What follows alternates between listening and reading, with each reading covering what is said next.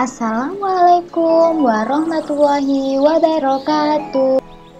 Bagaimana kabarnya anak-anak hari ini? Ustazah harap semuanya tetap sehat dan selalu semangat ya. Bertemu lagi dengan Ustazah Okta. Hari ini kita akan belajar bersama lagi. Materi hari ini yaitu benda di sekitar kita. Tema 3, subtema 1. Sebelum belajar, kita berdoa terlebih dahulu ya. Kita berdoa, tangan diangkat, kepala ditundukkan. Berdoa mulai. Bismillahirrahmanirrahim. Rabbi zidni ilma, warzuqni fahma. Ya Allah, tambahkanlah kepadaku ilmu pengetahuan dan kemampuan untuk memahaminya. Amin ya rabbal alamin. Baik anak-anak, langsung saja kita mulai belajarnya ya. Benda di sekitar kita. Nah anak-anak, di sekitar kita ini banyak sekali benda. Benda-benda tersebut memiliki ciri-ciri yang dapat kita amati. Berdasarkan ciri-ciri tersebut, benda dapat dikelompokkan berdasarkan bentuk, ukuran, dan warnanya. Benda berdasarkan bentuknya. Anak-anak, benda di sekitar kita ini memiliki bentuk yang bermacam-macam. Benda-benda tersebut dapat kita kelompokkan berdasarkan bentuknya. Misalnya, benda berbentuk balok. Contohnya ada kotak pensil, kotak mainan, lemari, dan masih banyak lainnya. Kemudian, benda yang berbentuk bulat. Contohnya, bola kaki, bola voli, kelereng, dan masih banyak lainnya. Benda berdasarkan ukurannya. Nah, benda di sekitar kita memiliki ukuran yang bermacam-macam. Ada yang besar dan kecil, ada yang berat dan ringan. Contohnya, benda yang berukuran besar ada lemari, papan, meja.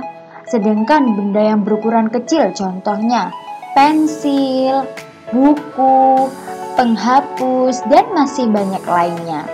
Nah, kita dapat menentukan benda tersebut besar atau kecil dengan cara mengamati kemudian membandingkan benda tersebut. Sekarang benda yang berat, contohnya ada mobil, sepeda motor, lemari. Benda yang ringan, contohnya ada kapas, tisu, dan kertas.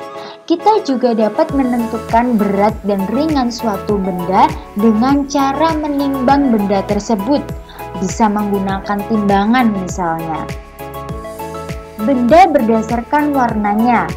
Nah, di sekitar kita benda-benda ini memiliki warna yang bermacam-macam. Ada benda warna merah, hijau, kuning, biru, dan masih banyak lainnya. Contoh benda yang berwarna putih, misalnya baju atasan seragam yang dipakai pada hari Senin dan Selasa. Kemudian benda yang warnanya merah, misalnya rok atau celana seragam hari Senin dan Selasa. Benda yang berwarna hijau, contohnya seragam yang dipakai hari Rabu. Benda yang berwarna coklat misalnya seragam pramuka yang kita pakai pada hari Jumat. Nah, sekarang benda berdasarkan bahan penyusunnya. Benda yang ada di sekeliling kita ini memiliki bahan penyusun yang berbeda-beda. Bahan penyusun tersebut memiliki sifat, kelebihan, dan juga kekurangan yang berbeda. Benda yang terbuat dari kayu. Sifat bahan kayu antara lain adalah keras dan kuat. Kayu juga memiliki sifat isolator, yaitu penghantar panas yang buruk. Selain itu, kayu juga tidak tahan air. Kemudian kayu mudah dibentuk dan juga mudah terbakar. Kelebihan dari bahan kayu antara lain mudah dibentuk, tahan lama, dan juga kuat. Kekurangannya bahan kayu yaitu mudah terbakar, mudah lapuk. Nah, ini dapat diatasi dengan cara melapisi cat ya. Kemudian jenis kayu tertentu mudah terserang rayap. Contoh benda yang terbuat dari kayu, ada meja, kursi, lemari, dan masih banyak lainnya. Benda yang terbuat dari kertas, sifat bahan kertas yaitu ringan, mudah robek, mudah terbakar, mudah menyerap air dan tinta. Kelebihan dari bahan kertas yaitu benda yang terbuat dari kertas lebih ringan dibandingkan benda yang terbuat dari bahan lainnya. Sedangkan kekurangan dari bahan kertas yaitu mudah terbakar, mudah robek, tidak tahan air, dan masih ada yang lain.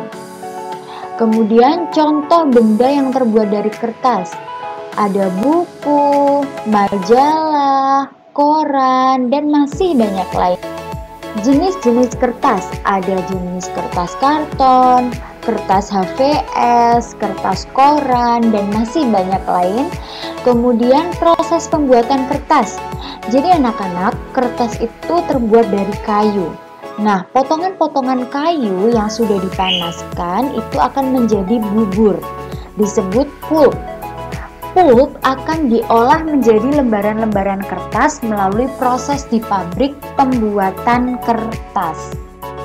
Baik anak-anak, itu tadi materi yang bisa Ustazah sampaikan hari ini. Untuk tugasnya silahkan kerjakan latihan soal berikut ini ya. Jika sudah, nanti dikirim dalam bentuk foto di Google Classroom. Karena cukup sekian dari Ustazah, apabila ada kurang lebihnya Ustazah mohon maaf. Ustazah akhiri, wassalamualaikum warahmatullahi wabarakatuh.